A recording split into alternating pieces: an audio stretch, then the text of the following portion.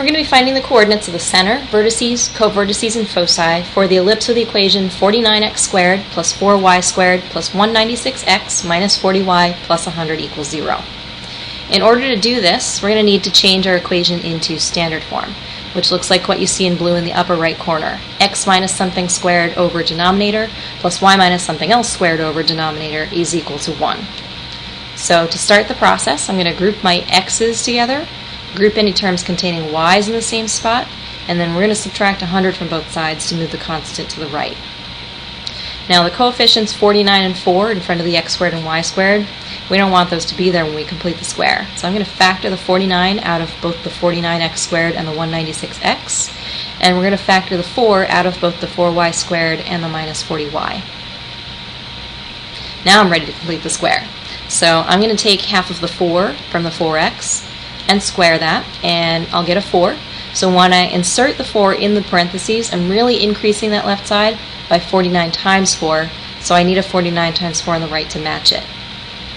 And when we complete the square with the y's, we're going to take half of the 10 from 10y and then square that, and that'll give us 25.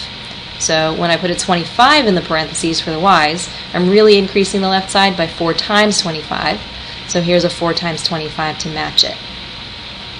Now we're ready to factor, so I'm going to get x plus 2 squared for the x's, and y minus 5 squared for the y's, and all that stuff on the right adds up to 196. We want the equation to say equals 1, so that we'll have standard form, so I need to divide everything by 196.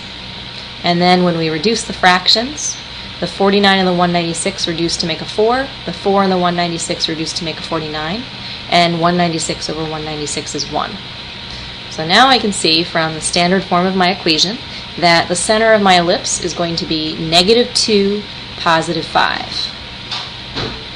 So let's say that's -2, +5. There's my center.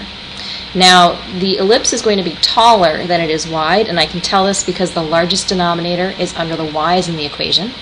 So to find my vertices, I'm going to be going up 7 and down 7 from the center. So there are my vertices. So now we said that the center was -2, +5. If we go up 7 and down 7 from there, we're going to be increasing and decreasing the y coordinate of the center by 7. So there's -2, and then the y coordinate is 5 plus or minus 7. That's going to give me -2, 12, and -2, -2. Now going back to my equation, the covertices are going to be 2 spaces to the right and left of the center. And I know this from the 4 that's under the x in the equation. So here's right 2 and left 2, and that's going to give me the coordinates 0, 5 and -4, 5. And then let's finish drawing the ellipse. Whoops. Okay, so now we're going to use the formula a squared minus b squared equals c squared to find the foci.